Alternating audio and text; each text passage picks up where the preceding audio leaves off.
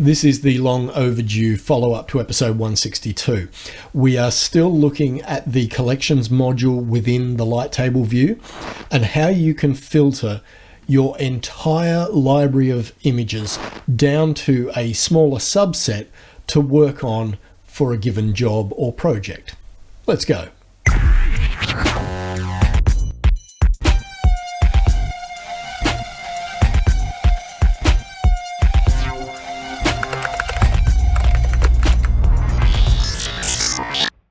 Hi and welcome to episode 165 of Understanding Darktable. Sorry for the drought, I got distracted.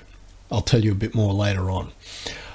Okay, so in 162 I spoke about how when you import a folder of images, Darktable gives that import job the title of a film roll, and the film roll inherits the name of the folder in which those images live. But a film roll isn't the only way that we can filter our images. We can click on this downward arrow and any of these criteria can be used to create a filtered version of your collection of images. Anything that uses numeric values like capture date, you'll see that when we mouse over this field, we can see there's a bunch of operators that we can use. Less than or equal to, greater than or equal to, not equal to, and a range operator. So we can see all of the images that I've got in this particular collection. This is my personal projects workspace, which has got 5,300 odd images in it. Let's say I only want to see images shot prior to 2012. So I go less than 2012, and as we can see, Darktable is showing me 1994, 2010, 2011. If I added the equal sign after the less than value, Darktable will add 2012 to that subset. Now, if I want to see all of these images in one go, I click on one end of the range and shift click on the other, and now I am seeing 708 images. Now let's suppose that I have a vague recollection that I shot an image in the first half of 2024 and I want to try and find that image. So what I would do is come back to capture date. We start with an open square bracket. We go 2024, we do a colon to let it know that we're going to give it a month as well, so 01 for January. We could then, if we wanted to define actual days, put a colon and then put a day number. But for me, I just want to do 6 months, so we're going to do January to June. So now we do a semicolon because we've defined the start of the range. Now we do 2024 colon 06 to define the end of the range, and then close square brackets, and now we've got 267 images which were shot in the first half of 2024. Now you'll notice over here beside 2024 it says 689. That's the number of images I shot for the whole year, but we've filtered down to just the first 6 months, and that's 267 images. Within that, we could then narrow down the search by adding other search criteria. Let's suppose I wanted to go with ABC. So there's something that I've shot at work. So we'll go ABC Newcastle. And now I've got these 4 images with myself and Steve Poltz, who's a absolutely mad singer-songwriter from the US. That's how you would use a date range to narrow down a larger collection of images to something a little bit smaller and more manageable. Now, up in the top left-hand corner of the light table, we've got filter preferences, and we can see that I've got 3 shown filters: color label, range rating, and ISO. And I can add a new filter from any of these things in this list. If I want to remove one, I can simply click the X and it's gone. Reset quick filters we'll come back to in just a minute. All right, let's look at color labels. Let's suppose I choose these images of Julie and I want to give these a red color label. I can either press F1, because these are the first 5 F keys, right? So F1 for red, F2 for yellow, F3 for green, F4 for blue, F5 for purple. Or I can use these colors down the bottom left-hand corner of the light table, and that will assign that color to those images. And you'll notice that when we mouse over them, they now have a little red dot in the bottom right-hand corner of the thumbnail to signify that they have been given a red color label. If you want to then view the images which you have tagged with a red color label, you can either click on the red circle up here on the top left-hand corner, or as you can see from the tooltip, use Shift and F1.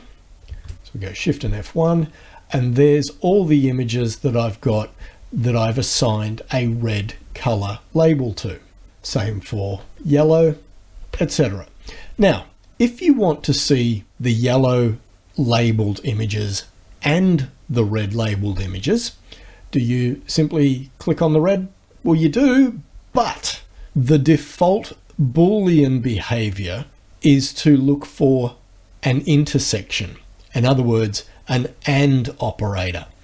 Show me images that are flagged with a red label and flagged with a yellow label. And of course, that's not what we want. We want, give me anything that's red or yellow, not red and yellow. So what we do is we come over to this icon here, which defaults to intersection. We click on that. Now it's in union mode. And so it's giving us anything that's got a red label or a yellow label. And this is where we come back to our filter preferences and go reset quick filters, and that will clear any of these filters that you've applied. We can also use control click on these colored circles to remove that particular color label from the filtered search results.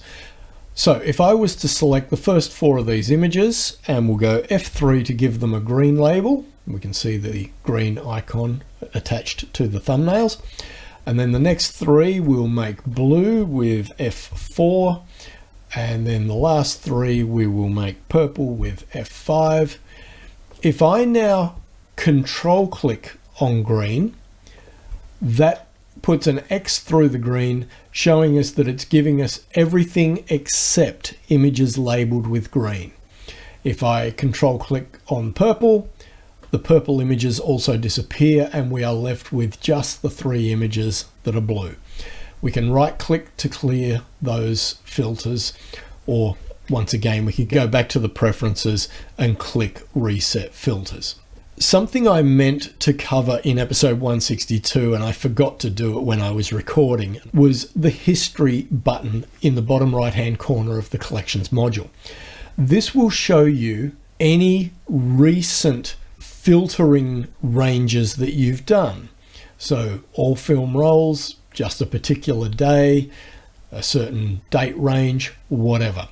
The number of entries that appear on this list is controlled by going to the hamburger menu in the collections module, going to preferences, and this defaults to 10. So we'll set it back to 10, click on save, and we now see the last 10 filter ranges or settings that we've used in the collections module.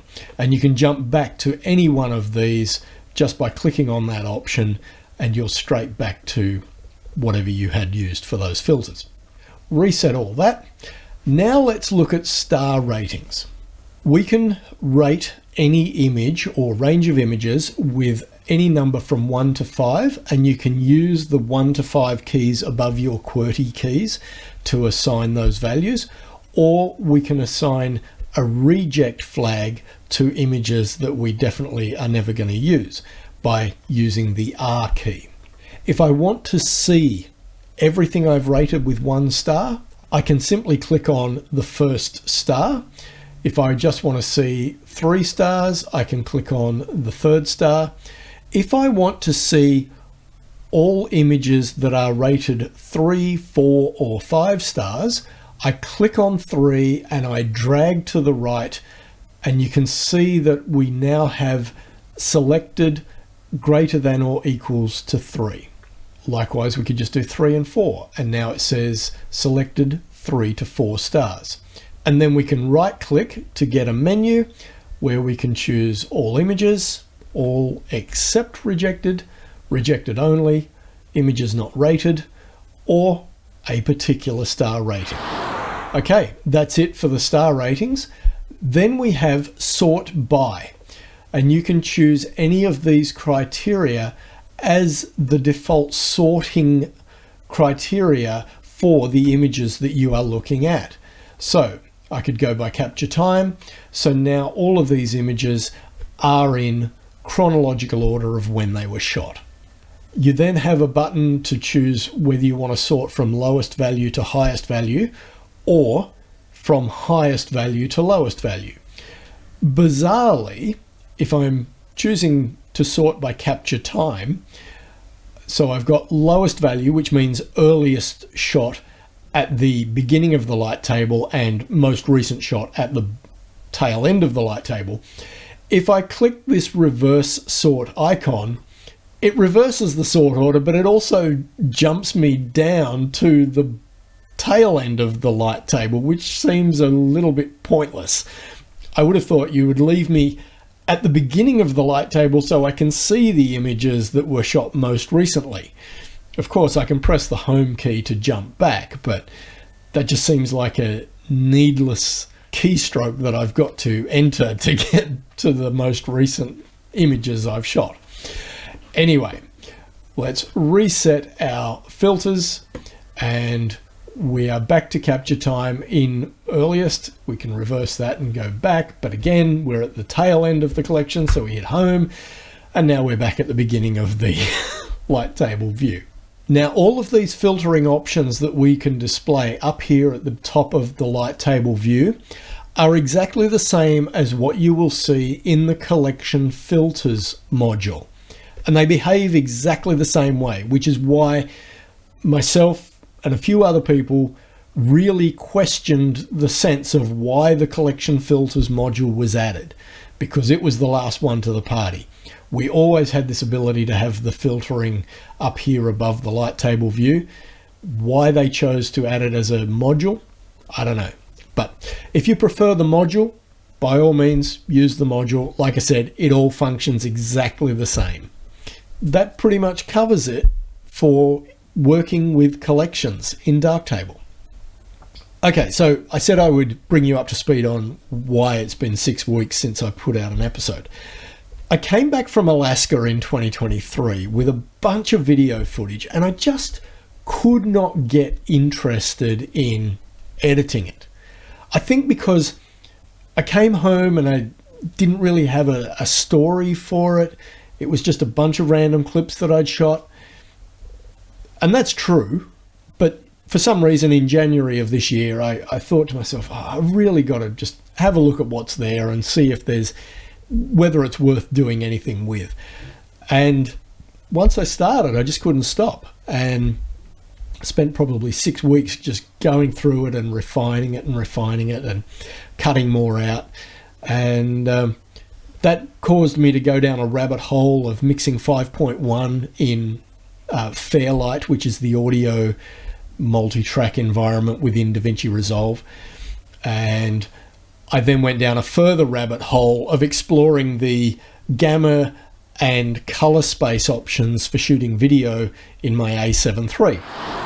And the reason I went down that rabbit hole is because next month in May, Kath and I are going to Croatia, Bosnia and Herzegovina, I know I've mispronounced that, my apologies, and Montenegro. And I kind of wanted to explore, how can I get the best out of the video that I shoot when I'm over there in Croatia? And on that front, I bought myself a set of wireless mics from a company called Holyland, who I'd never heard of until 2 weeks ago. The YouTube algorithm just randomly threw up a wireless microphone comparison, and saw these and just thought, wow, they look amazing. And what's great is this little charging case will run for 30 hours. No, not being paid to sponsor, not sponsored to do this. I'm just really excited about them. You've got this little transmitter that goes on the hot shoe of your camera. Got a 3.5mm socket that you then run to your mic input on your camera. You get not one, but 2 microphones. And get this, the microphone is the small piece. So, you put this on your shirt like so, and that's all that's visible. Yeah, which is really good. You're probably wondering, why is Bruce not using these for the audio for this episode? Well, that's because I prefer my $2,000 ribbon mic. That's why. Yeah, and then on top of that, you get 2 of these dongles, a USB-C and a Lightning, which allow you to then plug into your mobile phone, either for shooting video or if you just wanted to use it for recording voice notes using these microphones. And these microphones are fantastic. I'll put a link in the description, if I remember, to a bushwalk that I did the other day with the dog. And it was more a case of, yes, I wanted to do the bushwalk, but I also wanted to have an excuse to give these a good workout. And I was so impressed with the quality of them. They come with a couple of dead cats, which if you're not into video probably means nothing to you. You're probably thinking, what now? A dead cat is one of these little fluffy things that goes on a microphone, which helps cut down wind noise when you are outdoors, which, okay, does add a little bit to the visibility of the microphone, but they do an amazing job. So yeah, so really excited about that. So going to be taking those to Croatia with me, and I'm probably going to shoot as much video as I take photos on this trip, because I've kind of gone down this video rabbit hole now. So anyway, that's where we're at. So that's why I haven't produced any content for 6 weeks, because I went down this whole rabbit hole of editing Alaska, and then getting interested in color spaces and gammas on the camera, and buying wireless microphones, and the mic will run for or the 2 mics will run for 9 hours, which is amazing. And you throw them back in the charging case and they're fully charged in an hour and a half. It's like, wow. So yeah, very impressed, very impressed. All right, guys, that'll do it for this one. Questions, comments, sing out down below, and I will catch you in the next one.